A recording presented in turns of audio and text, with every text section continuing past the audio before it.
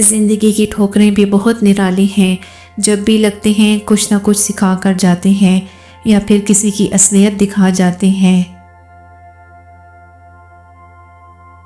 گھر تب تک نہیں ٹوٹتا جب تک فیصلہ بڑوں کے ہاتھ میں ہوتا ہے۔ جب گھر کا ہر کوئی بڑا بننے لگے تو پھر گھر ٹوٹنے میں دیر نہیں لگتی۔ زندگی کے سفر میں ان لوگوں پر توجہ نہ دیں جو آپ کے راستے میں کھڑے تھے، بلکہ ان لوگوں کا سوچیں جو ہر مقام پر آپ کے ساتھ کھڑے تھے۔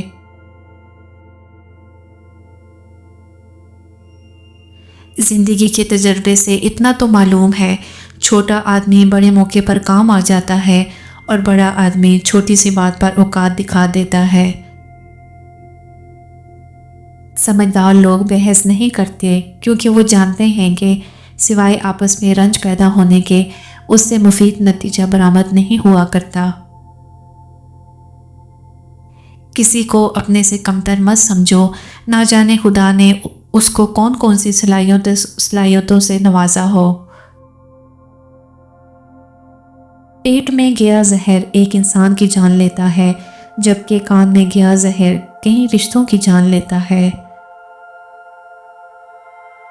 گناہ کے چھوٹا ہونے کی طرف نہ دیکھو، بلکہ یہ دیکھو کہ تم نافرمانی کس کی کر رہے ہو۔ سچ بولنا بے شک بڑی بات ہے، مگر اس سے بڑی بات یہ ہے کہ آپ میں سچ سننے کی ہمت ہو۔